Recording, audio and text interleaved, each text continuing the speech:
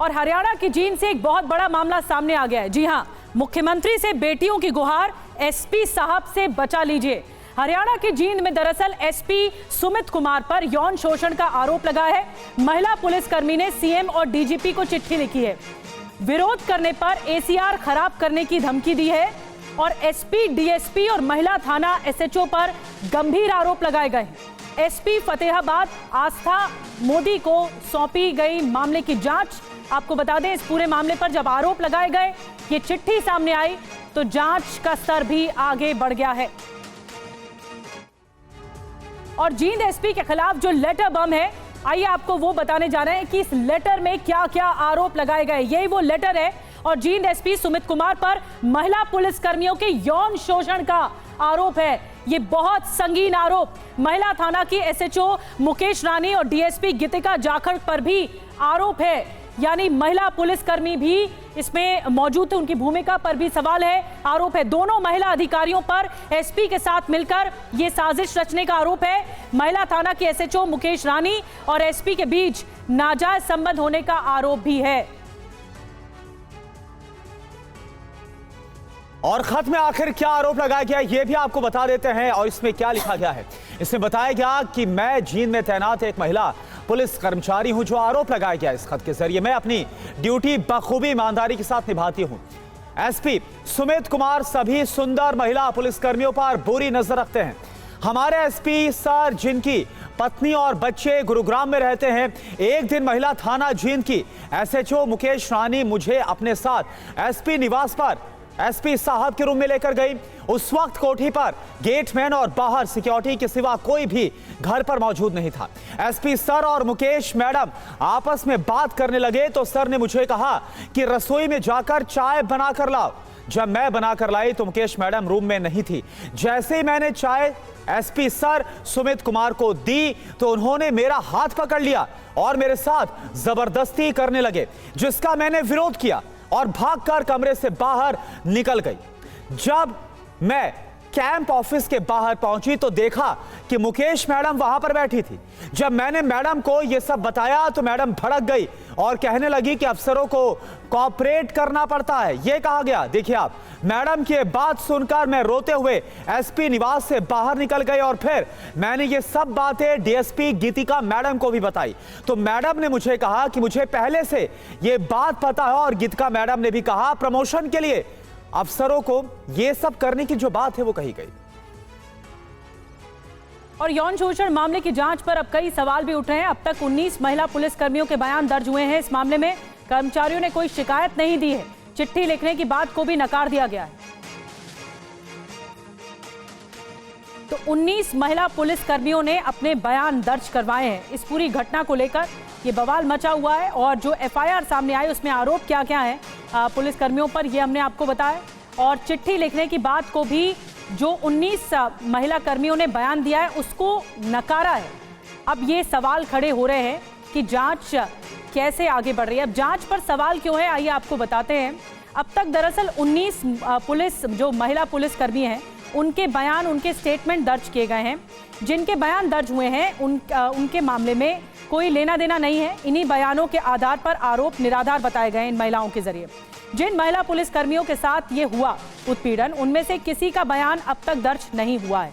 तो सवाल ये उठता है कि जो इस पूरे मामले पर विक्टिम है उनका कोई स्टेटमेंट दर्ज नहीं हुआ है, लेकिन जो बाकी महिला पुलिसकर्मी है जब उनका स्टेटमेंट दर्ज हुआ तो उनका कॉन्ट्राडिक्शन स्टेटमेंट में सामने आया। ये विरोधाभास सामने आया कि क्यों, आखिर क्योंकि उनकी तरफ से कहा गया, ऐसा नकारा गया है चिट्ठी की कोई बात को। मोहित मल्होत्रा और ज्यादा जानकारी के साथ हमारे साथ जुड़ गए इस पूरे मामले को समझाने के लिए। मोहित, बहुत पुलिस महकमे में बहुत गंभीर आरोप लगे हैं, एसपी पर भी गंभीर आरोप लगे हैं। इस मामले में जो आला पुलिस अफसर हैं वो क्या कह रहे हैं, कार्रवाई कितनी आगे बढ़ी है, क्योंकि स्टेटमेंट भी कई दर्ज हुए हैं महिला पुलिसकर्मियों के।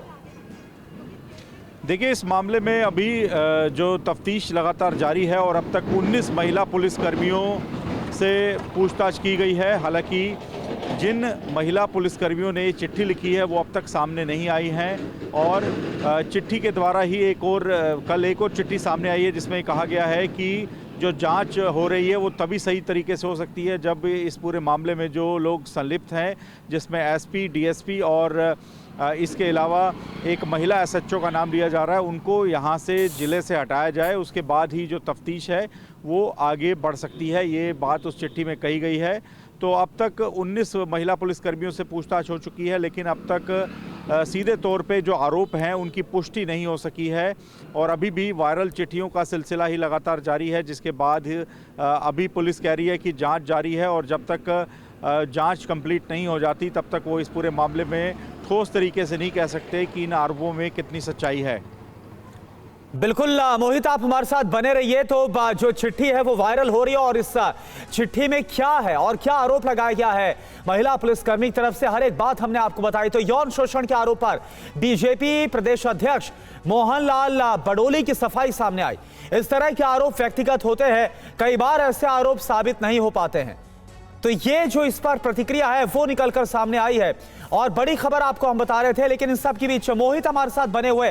मोहित, लेकिन आरोप बहुत गंभीर है और जो पीड़िता है उसकी तरफ से बताया गया और आरोप लगाया गया ना सिर्फ एसपी पर बल्कि साथी पुलिसकर्मी पर और डीएसपी को लेकर भी कई गंभीर बातें लिखी गई इस खत के अंदर। देखिए, बिल्कुल ये काफ़ी गंभीर आरोप है और इसी वजह से इस पूरे मामले में अब जांच की जा रही है और फतेहाबाद की जो एसपी हैं उनको इस मामले की जांच सौंपी गई है। महिला अधिकारी को लगाया गया है। हालांकि एक और चिट्ठी जो कल सामने आई है उसमें कुछ और महिला पुलिसकर्मियों ने कथित तौर पे कहा है कि जो जांच है वो आईजी रैंक की एक महिला अधिकारी करे, इसकी वो मांग करते हैं। और सबसे पहले जिन अफसरों के नाम इस जिनके ऊपर आरोप लगे हैं उनको यहाँ से ज़िले से हटाया जाए, ये बात कही जा रही है। और एक और बड़ी बात यह है कि इस पूरे मामले में अब हरियाणा राज्य महिला आयोग ने भी रिपोर्ट तलब की है। डीजीपी को कहा है कि पूरे मामले की रिपोर्ट 24 घंटे के अंदर दी जाए और इसी वजह से ये मामला अब काफ़ी हाई प्रोफाइल हो चुका है और महिला आयोग के साथ ही हरियाणा सरकार भी पूरी की पूरी जाँच पर नज़र बनाए हुए है कि इस जाँच में आखिरकार क्या निकल कर आता है। जी, तो जांच शुरू हो गई। एसएसपी की तरफ से जांच की जा रही है। कुछ और भी जो इस महिला पुलिसकर्मी उनके बयान दर्ज किए जा रहे हैं। बने रहिए आप हमारे साथ क्योंकि मामला बहुत सीरियस है जो जींद में निकलकर सामने आया है। यौन शोषण के आरोप पर देखिए बड़ी खबर, बीजेपी प्रदेश अध्यक्ष मोहन लाल बडोली की सफाई आई है। इस तरह के आरोप व्यक्तिगत होते हैं, कई बार ऐसे आरोप साबित नहीं हो पाते। शिकायत की जांच करवाकर करेंगे कार्रवाई, लेकिन आप बता दें कि इसमें यह जो बयान दिया गया किस तरह के आरोप व्यक्तिगत होते हैं, कई बार ऐसे आरोप साबित नहीं हो पाते। पहले सुन लेते हैं क्या कहा गया है। ये इस प्रकार के जो आरोप हैं कोई भी लगा देता है, लेकिन बाद में जांच में वो आरोप सिद्ध नहीं हो पाते। तो इस प्रकार के व्यक्तिगत आरोपों पर बोलना पॉलिटिकल तरीके से मैं समझता हूँ। मीडिया में भी इसका ज्यादा प्रचार ना हो तो ठीक रहता है। ये कई दफे व्यक्तिगत एसपी है सर, कई प्रकार के आरोप लगाते हैं। चिट्ठी लिखी है, उसकी हम जांच करवाएंगे, पूरा उसकी जांच होगी। कोई भी इस प्रकार की हरकत होती है, उसकी शिकायत होती है, उसको पूरी तरह से कार्रवाई करवाएंगे। और पुलिस महकमे में यौन शोषण के आरोप पर विनेश फोगाट का बयान आ गया है। हरियाणा में महिला पुलिस कर्मियों का शोषण, महिला पहलवानों की तरह हो रहा है शोषण। जैसे महिला पहलवानों की तरह शोषण हुआ, महिला पुलिस कर्मियों का भी शोषण हुआ।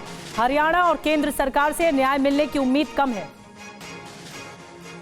मोहित, अब इस पे प्रतिक्रियाएं आ रही हैं। बीजेपी के जो प्रदेश अध्यक्ष हैं वो कह रहे हैं कि व्यक्तिगत मामला हो सकता है, इस तरह के जो मामले हैं वो खुलकर सामने नहीं आते हैं। और विनेश फोगाट की भी प्रतिक्रिया आ गई है कि न्याय की उम्मीद कम है।